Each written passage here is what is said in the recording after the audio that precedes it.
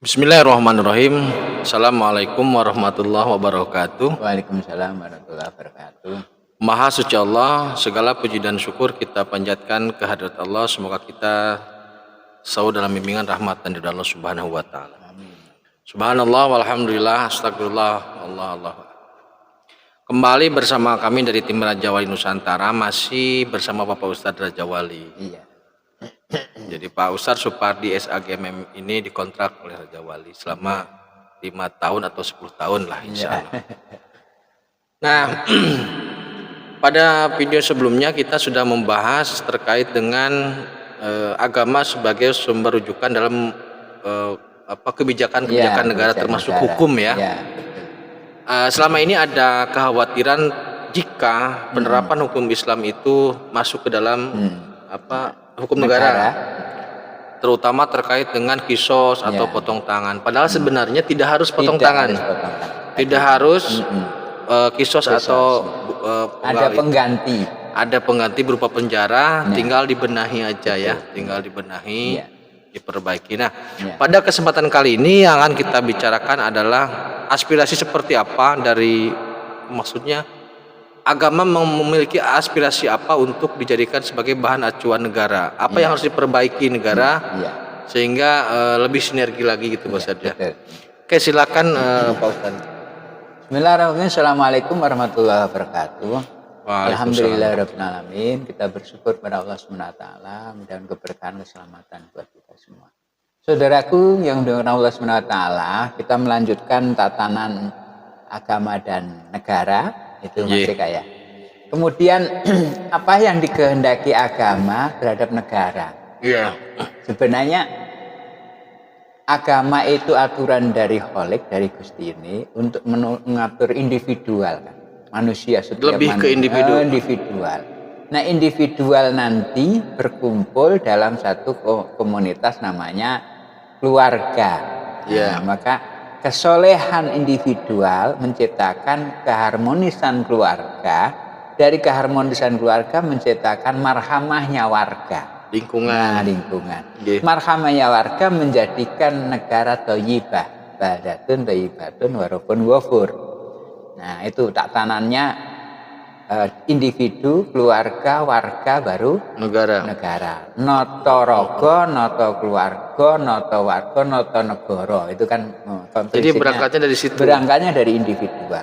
Maka sebenarnya tidak ada negara yang negara Islam itu nggak ada sebenarnya dari kapanpun. Tapi kalau negara di dalam itu diatur Islam betul, ada aturannya menggunakan Islam. Tapi negara Islam nggak ada.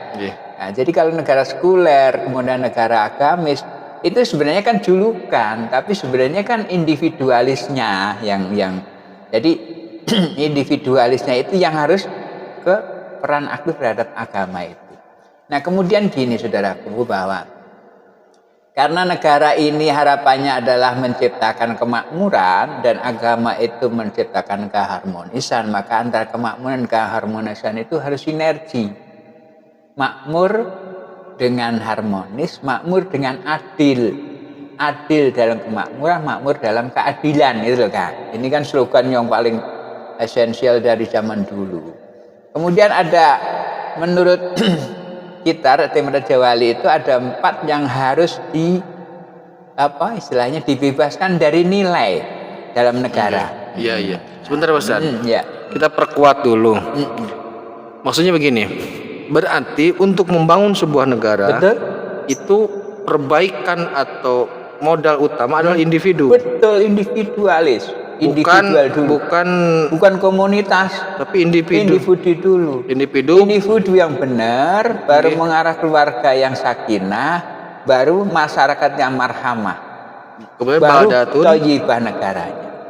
Jadi nggak mungkin kita menciptakan negara thayyibah kalau tanpa warga dan keluarga dan individu yang sehat. Soleh gitu. Yang soleh. Kesolehan sosial, kesolehan individual itu yang paling utama.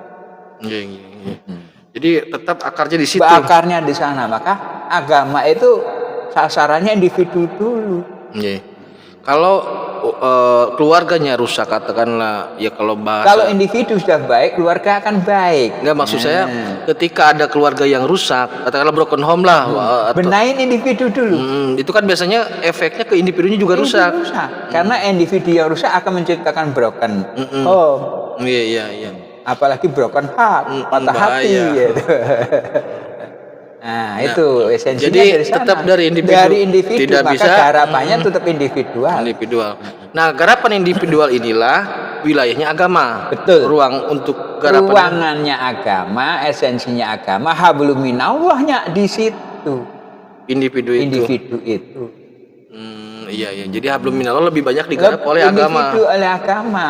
Nah, ketika agama ini sudah hablum minallah bagus, maka Anda harus berbuat baik. Nah, hablum minannas. Baru masuk negara. Baru masuk ke keluarga. Keluarga kumpulannya jadi masyarakat dan negara. Ya. Nah, kemudian negara sebagai sebuah bentuk kesepakatan bersama, kesepakatan bersama. Yang diharapkan itu tadi maksudnya seperti apa? Ya. Jadi harapannya kemakmuran dan keadilan. Nah, adil dalam kemakmuran, makmur dalam keadilan, itu akan menciptakan harmonis, gitu loh. Kesejahteraan. Nah, kemudian hemat kami dari tim Raja Wali ada 4 yang harus diberikan nilai. Keadilan, keamanan, pendidikan dan kesehatan. Harus bebas nilai. Harus bebas nilai. Keadilan, keamanan, pendidikan, kesehatan harus bebas nilai. Atau bahasa lainnya gratis. Ya gratis total. Dan agama mengarahkan ke situ, maka negara memfasilitasi dengan seluruh potensi. 4 itu harus bebas nilai. Jadi menurut agama 4 hal itu merupakan kebutuhan dasar yang individualis, yang harus dibebaskan dari nilai. Bebas nilai. Dan negara harus membebaskan nilai itu. Harus memfasilitasi. Nah, sehingga apa? Kalau pendidikan sudah baik, kesehatan sudah nyaman, keadilan sudah bisa ditegakkan dan keamanan sudah dinyamankan, itu sebenarnya keharmonisan pasti dapat. Nah, peluang-peluang orang-orang kenapa menciptakan korupsi? Karena pendidikan mahal. Nah, kesehatan super mahal. Keadilan sama saja mahal, keamanan mahal. Maka kemahalan yang unlimited value ini gak ada tandingannya. Kalau kesehatan coba mahal banget kan? Kan gini ya Ustaz ya. Pendidikan kan sangat individu kebutuhan individu. Betul. Kemudian kesehatan juga kebutuhan individu. Keadilan, keamanan juga individu semua. Karena individu itu maka itu harus bebas nilai itu. Negara memfasilitasi untuk membebaskan nilai, karena itu tuntutan dari agama, kebutuhan agama. Tapi agama nggak bisa berbuat tanpa negara, gitu loh. Jadi itu merupakan kebutuhan dari aspek agama yang harus difasilitasi oleh negara. Karena itu kebutuhan individu. Betul.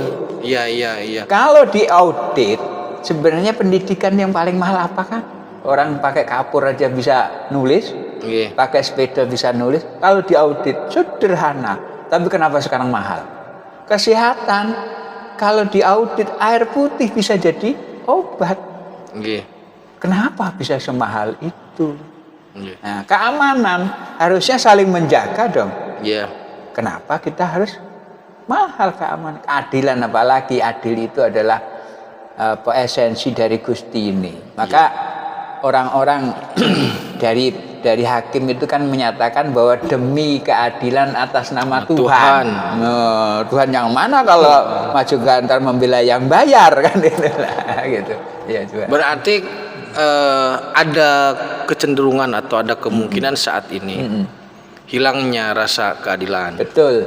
Hilangnya rasa keamanan, kenyamanan, tingginya beban kesehatan dan mahalnya atau sulitnya mendapatkan pendidikan yang layak. Itu yang menjadikan SDM secara individu rusak juga. Betul, atau terhambat. Ya apalagi sekarang situasi Covid begini ya Pak, pandemi. Yang pertama jelas pendidikan ini menjadi sangat sulit. Betul. Dari aspek transfer pengetahuan juga mungkin untuk di kota besar dengan kemampuan ekonomi yang tinggi masih aman cukup. Kalau di daerah atau ekonomi lemah kan malah beban malah makin tinggi ya. Berat. Pekerjaan juga hilang. Kesehatan sudah jelas sekarang Terlalu mahal. terlalu mahal Pak Ustadz ya, terlalu mahal. Kemudian rasa aman juga. Saya yakin polisi dalam hal ini atau tentara lah untuk ini sudah berusaha itu Pak Ustadz ya. Semua. Tapi mungkin masih banyak yang perlu dibenahi ya dari aspek keamanan sehingga menimbulkan rasa nyaman warga negara. Nah, solusinya Pak Ustadz, bagaimana cara supaya pendidikan itu bebas nilai, kesehatan bebas nilai, keadilan bebas nilai, kemudian rasa nyaman, keamanan juga bisa terpenuhi gitu. Gimana itu? Sebenarnya solusinya ditumpukan kepada negara. Nah, sekarang berangkatlah dari negara kita. Pendidikan sudah bagus, tinggal diaudit. Tinggal diaudit bahwa kepentingan yang sudah difasilitasi harus dimaksimalkan. Itu aja.